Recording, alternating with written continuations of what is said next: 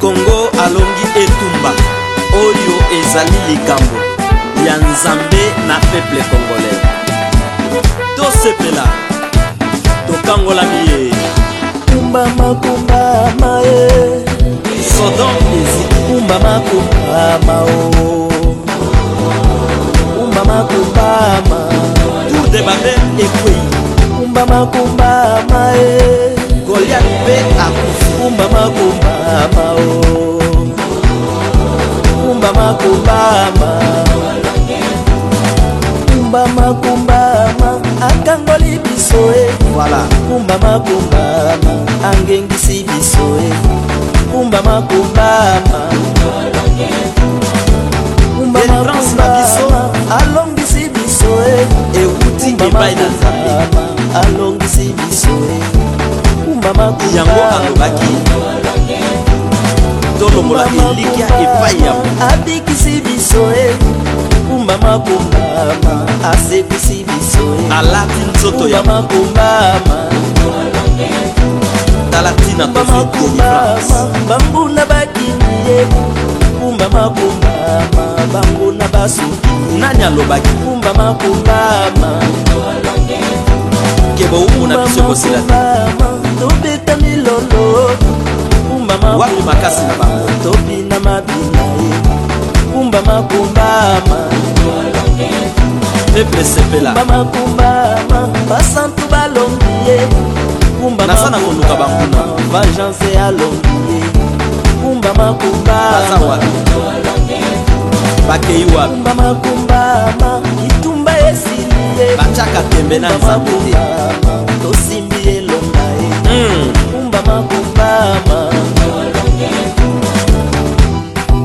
eske tokoki komatisa mpe maboko na biso likolo mpona kopepela ye voilà kumbama kumbama mapinga balongiye kumbama kumbama moto ekiti kumbama kumbama tika mutu na mutu akumisa nzambe na ndenge na ye apambola nzambe na ndenge na ye parceke esika towuti boza batemoin oyo eza moment ya louange mpe ya adoration mutu apekisa moninga te kobina kopepa mpe kokumisa nzambe abimisi biso na kati ya cimetière apotoli biso na maboko ya léopard nde tosimbi bendele ya victoire bamama babina bapapa mpe babina baton instrument babeta nzenze bakimbangiste babeta flit mpe bayembi bango nde bayemba tokei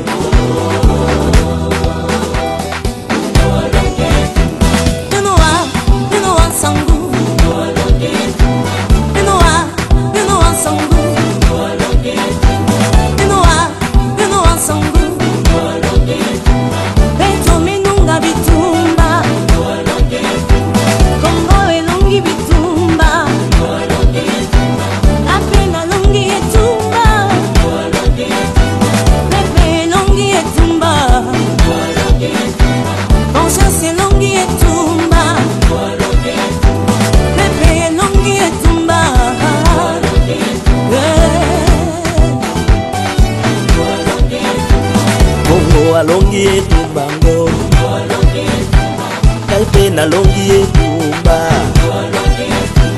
peple alongi etumbango vengeance alongi etumba bamama balongi etumbango bapapa balongi etumba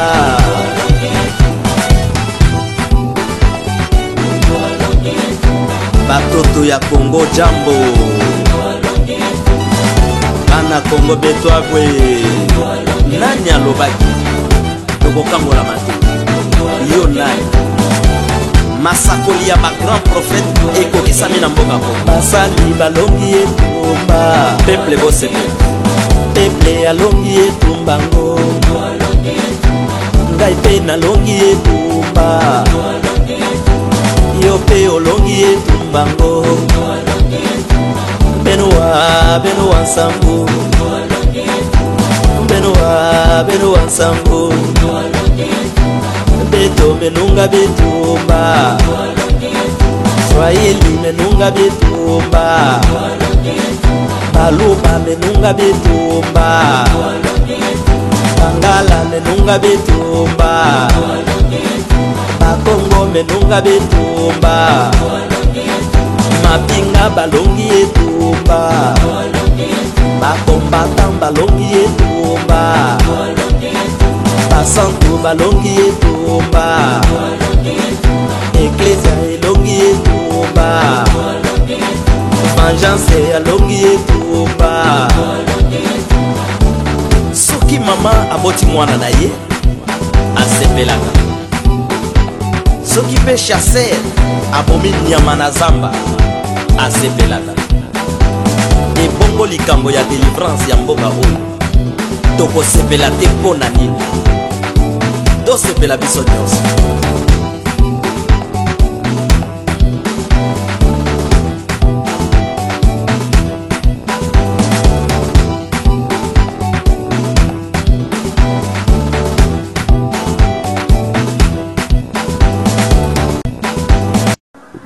Elombe Nzambe ya vengeance a pambola bino ba bien-aimé bana na Nzambe peuple congolais.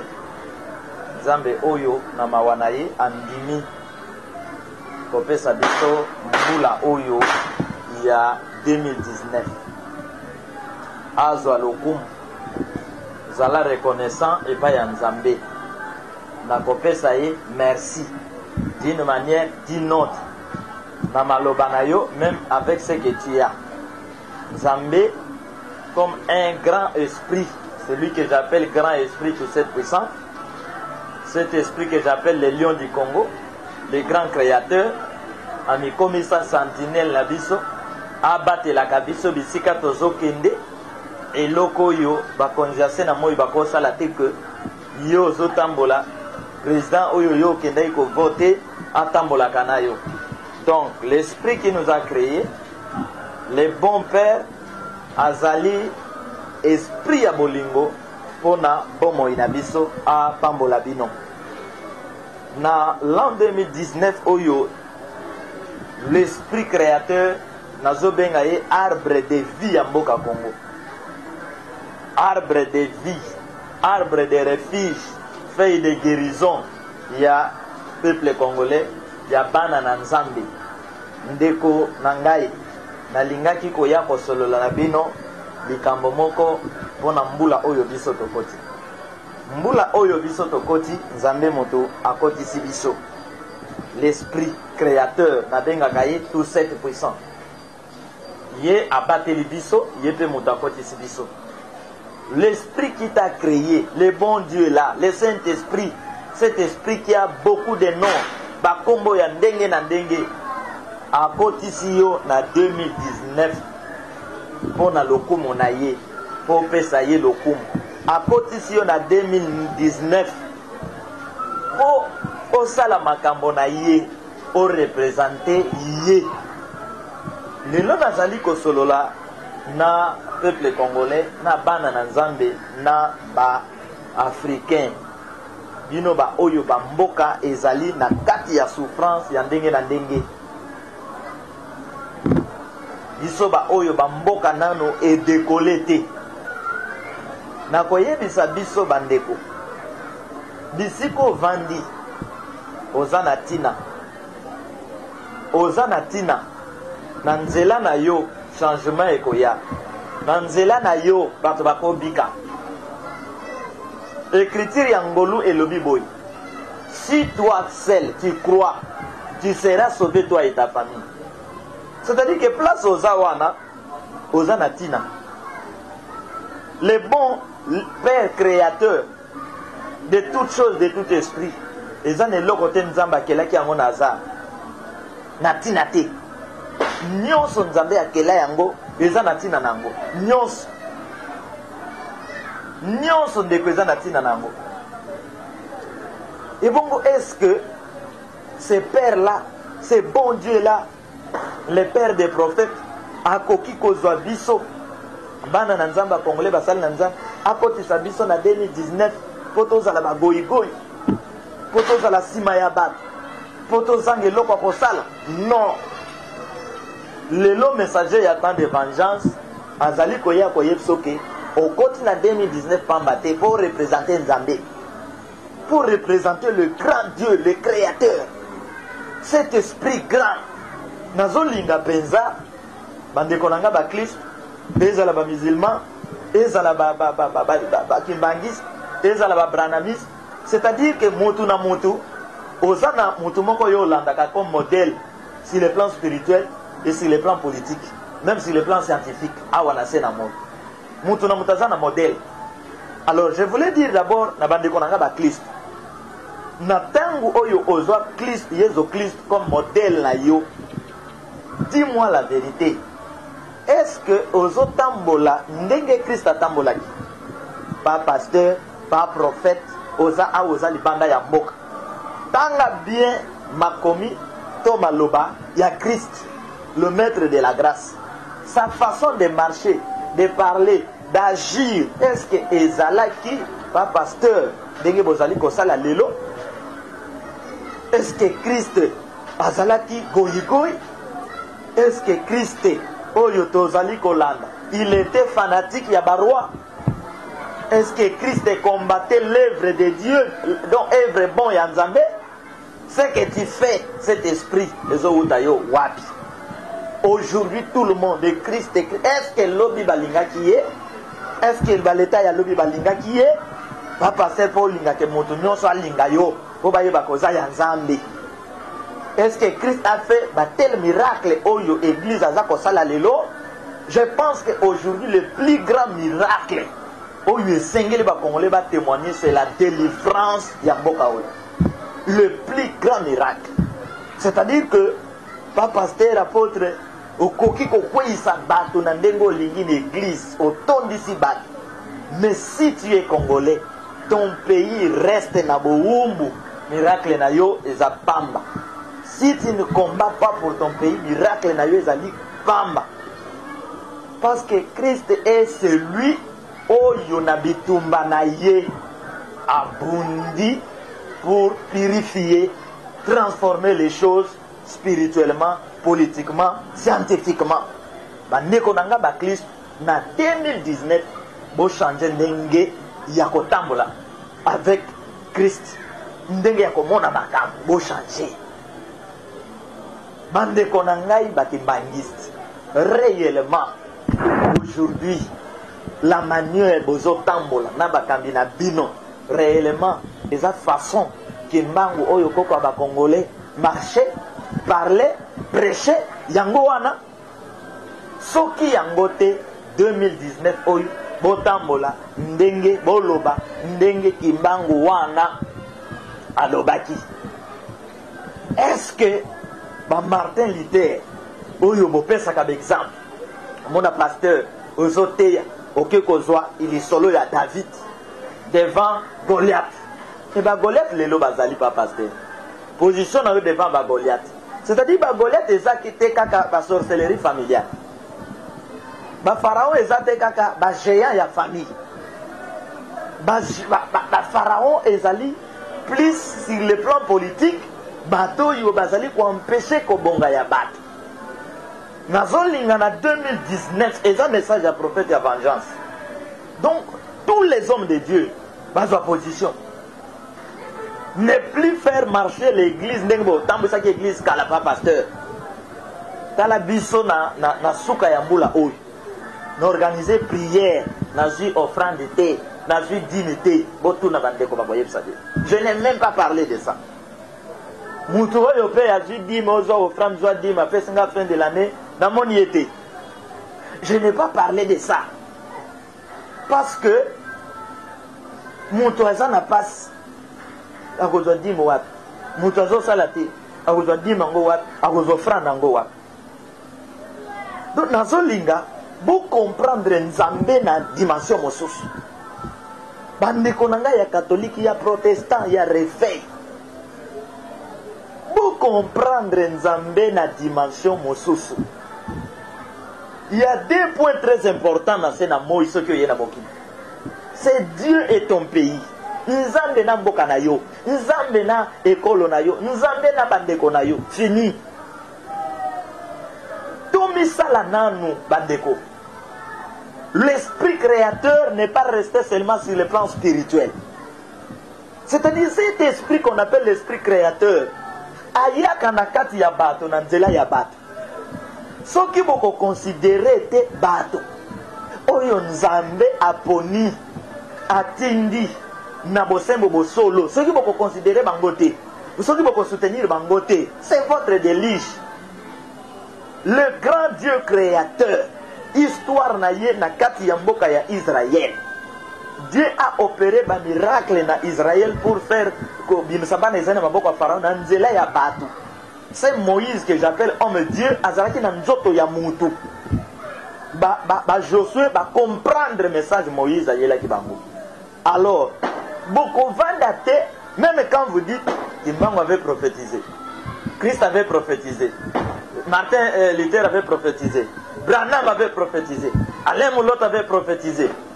La prophétie wana eko s'accomplir kaka soki bo comprendre yango, bo agir na lolenge na yango. Et soki bo vandi kaka ete bon Kimbango alobaki eko bando salimaka automatiquement bokoti kalabaumbu. Je suis dans le ministère prophétique, je vous dis des réalités et des vérités sur le plan prophétique. Donc, na 2019 oyo koti kota yango na ba pensée mususu. Kota yango na décision que mbulo yo ne mbula ya délivrance ya Congo point trait. Ozala soda na domaine na yo, tu dois te décider que mbulo ezambula délivrance.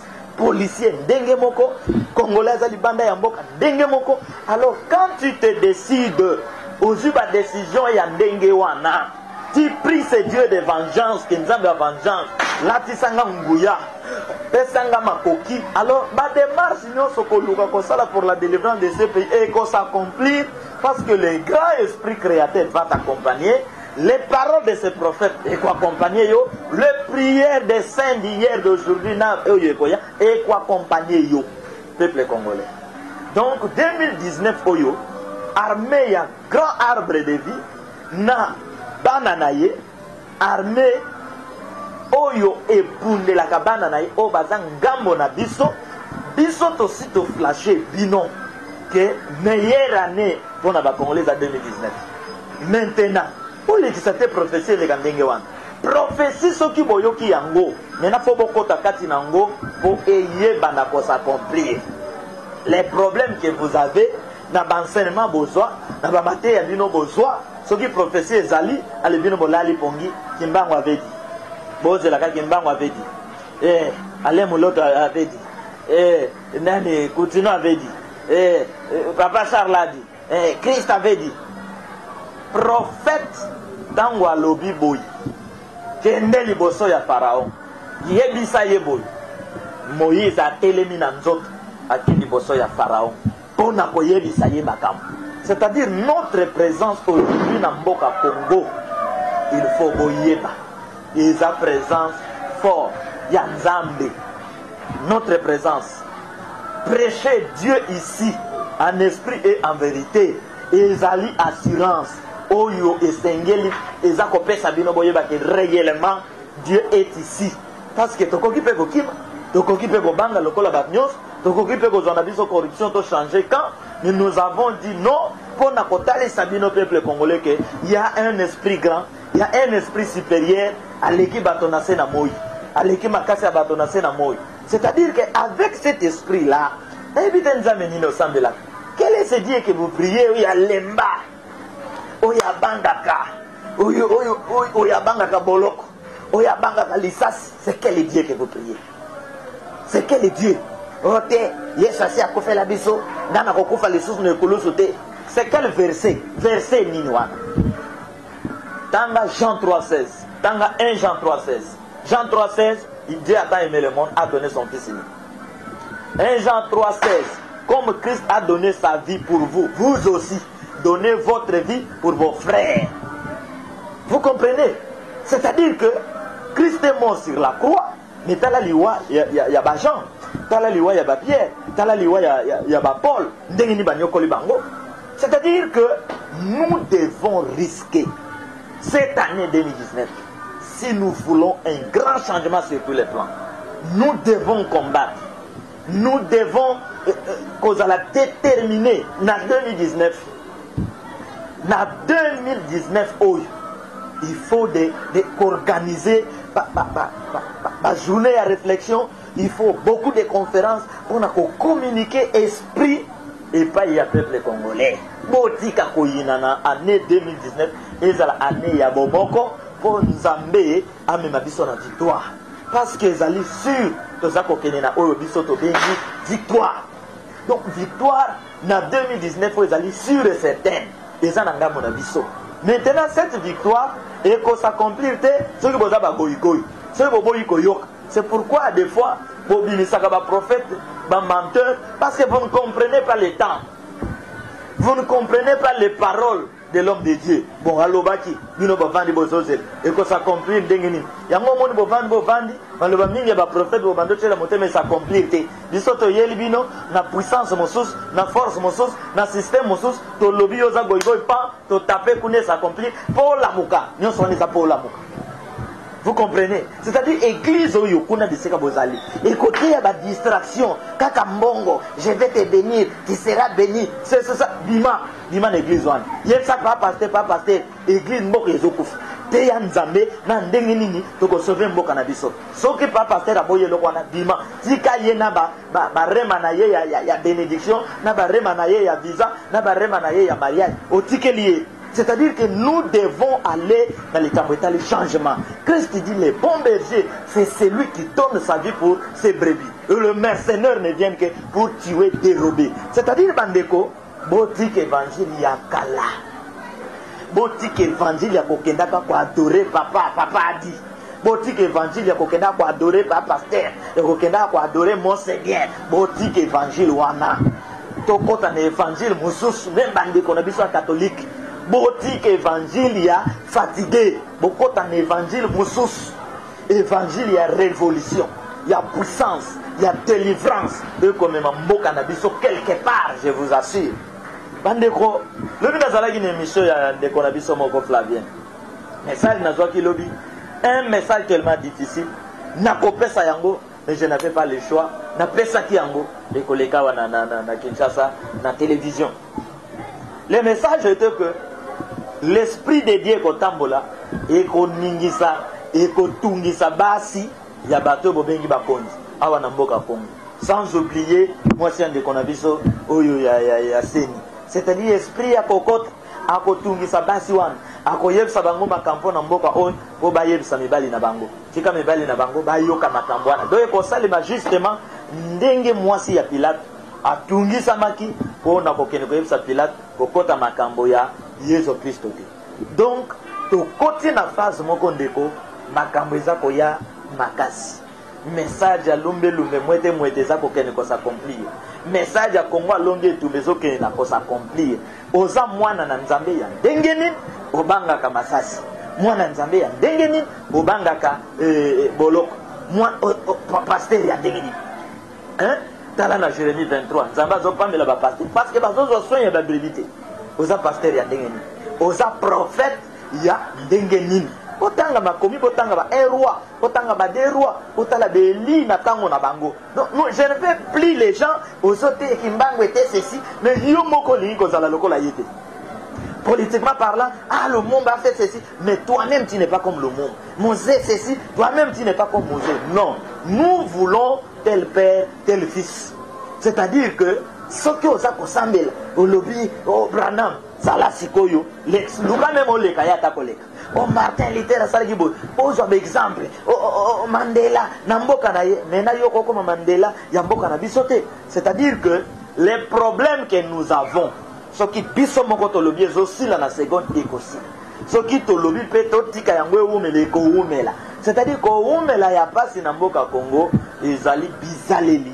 ya bino moko bandeko ba congolais, ya bino moko ba africain, ya bato bino bobenke bato na nzambe, c'est-à-dire mateya na bino, lo lenge na bino komona makambo ya kwagir, et sali que bonyokwama, bo souffrir. Alors évangile wana, o ba pesa bandeko na biso ba catholique na tango ba leo pour le dé, to aussi to boyaki yango vengeance asi boyaki évangile wana. Et il faut échanger. Et tambolé na nzambe bandeko faut échanger. Je pense que Dieu n'a jamais envoyé un serviteur de Dieu sur la terre que pona kaka mabala ba voyage na bambong. Non. Nzambe yatinda kaliboso moto kwa vikisa. Et si ko batindi ye. Donc ce que botami congolais oza mosali ya nzambe bato liboso ko bikisa ba congolais. Situation ya mboka na yo. Kokende ko bima champion te na Cameroun, o tenga na prophète moko na Cameroun na nga deux fois te. En Afrique du Sud nga deux fois te. Eta ya mboka na yo, mboka na yo. Ko bima te grand prophète na Angleterre, grand prophète na Allemagne, grand prophète na États-Unis kuna te mboka na yo.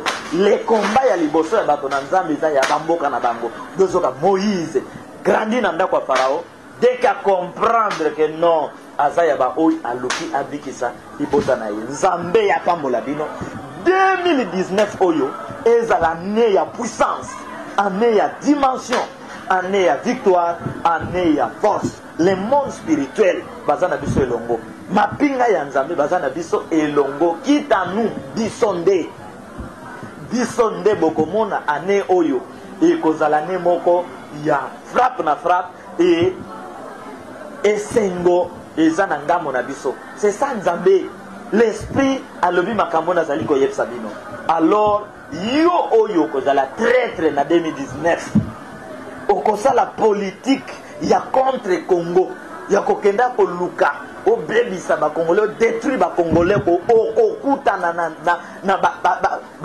ba sete banzube. Do armée ya banzube okonyata likolo banzube bakotobolo makolo bakovimiso makolo wana okovanda esika moko. Donc yo pasteur traître, politicien traître, ndeko traître okotambola mibembo zosala poko kene ko détruire bana na nzambe peuple congolais okonyata banzube makolo na yo ekonyata banzube. Tika 2019 Esprit Saint tout cette puissant abattre la bino apambola bino yo oyo kotele makomo mwana nzambe nkolo accompagner yo oko échoué Congo pe ako échoué na 2019 oyo biso toyebi na pokot année ezalela bino toko mingi koleka année oyo ya 2019 ezala année ya victoire, ezala année ya connaissance, ya ba dimension élevée, année ya koboya église nyonso oyo non tant auto zali mazote ya biloko moko soki ya modèle nini non kokanga malisusu na enseignement oyo epola ozo sala ke soki oyoki yango okomo banga ndoki okomo banga manduki okomo banga boité tala ndeko na ngai. Je vais vous dire une chose, tous ces babundaka justement ato kutani na liwa ton esprit bakozongi sango na mboka wana tang mboka ebongi okozongo kobota na mboka wana po bénéficier na lit yo salaki botika makambo ya kobang to bunda bitumba to remporter victoire bana vengeance elombe les grands lions ya vengeance abomba bino apambola bino abundela bino victoire na 2019 ezali abiso kola pambola bino.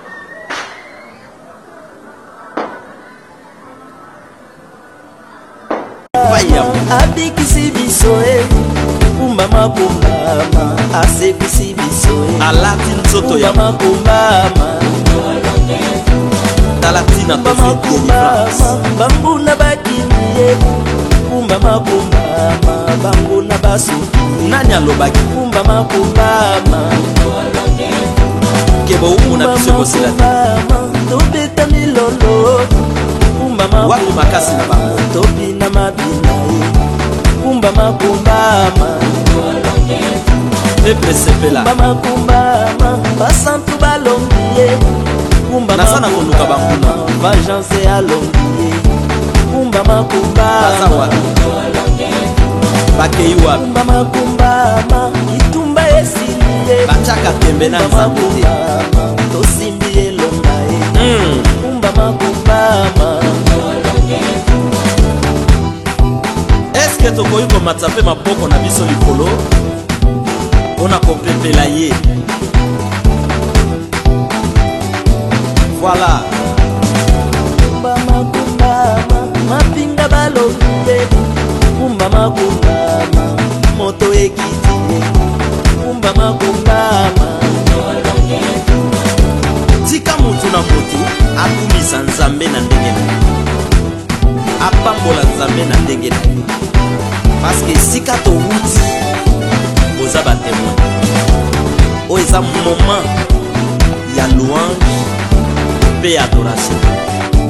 Mutu apekisa moninga te kobina kopepa mpe kokumisa nzambe. Abimisi biso na kati ya cimetière, apotoli biso na maboko ya léopard nde tosili bendele ya victoire. Bamama babina, bapapa mpe babina, bakona instrument babeta nzenze, bakimbangiste babeta flite mpe bayembi bango nde bayemba. Tokei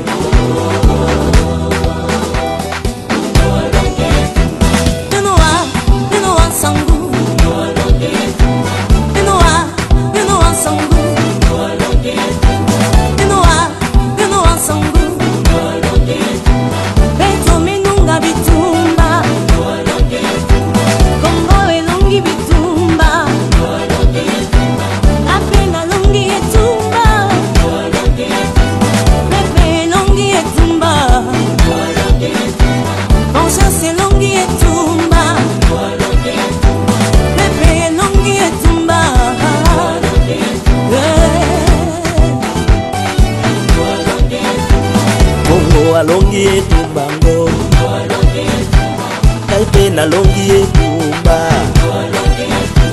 peple alongi etumbango vengeance alongi etumba bamama balongi etumbango bapapa balongi etumba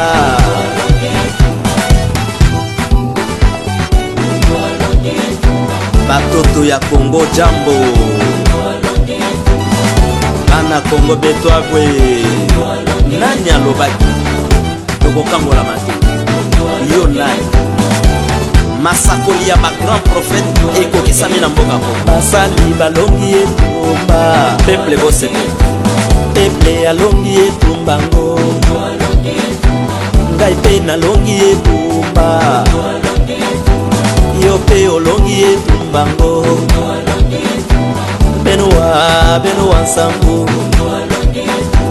Benoa nsambu beto menunga betumba Swahili menunga betumba Baluba menunga betumba Bangala menunga betumba Bakongo menunga betumba Mapinga balongi etumba Bakombatan balongi etumba Basantu balongi etumba Eklesia elongi etumba Vengeance alongi etumba soki mama aboti mwana na ye asepelaka, soki mpe chasser abomi nyama na zamba asepelaka. Ebongo likambo ya délivrance ya mboka oyo tokosepela te mpo na nini? Tosepela biso nyonso.